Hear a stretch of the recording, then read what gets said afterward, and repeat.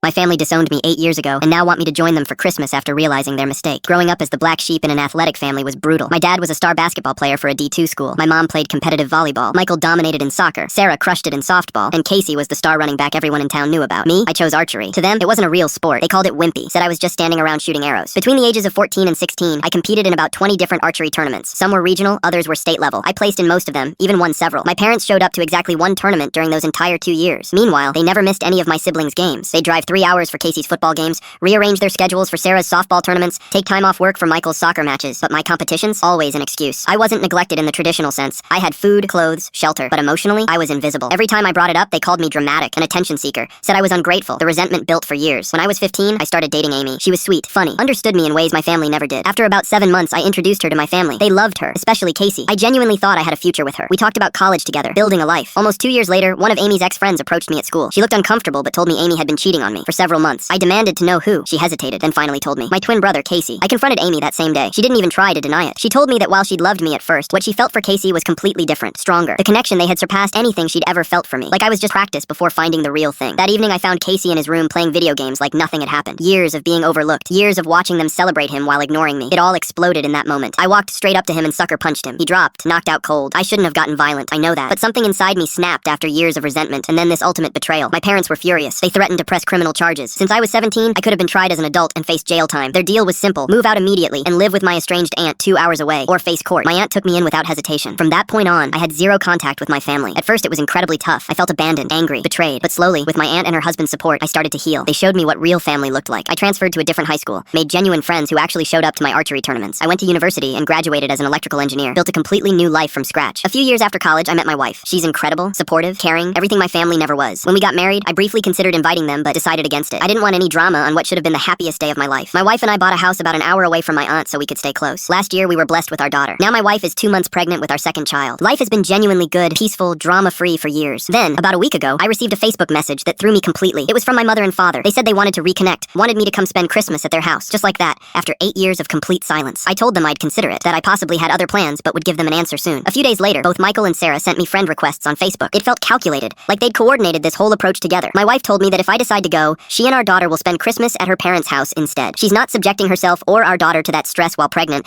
and I completely support her decision. I'm torn. Part of me wonders if they genuinely feel bad. Maybe they've had 8 years to reflect, to realize how badly they treated me growing up. Maybe they want to apologize and actually make things right after all this time. But another part of me, the part that remembers being ignored for years, that remembers being shipped off after my own brother betrayed me in the worst way, thinks this might be a setup. What if I show up and they expect me to apologize to Casey? What if they want me to say I was wrong for punching him, wrong for being angry? What if they're not actually sorry at all and just want to clear their own guilt? Should I go?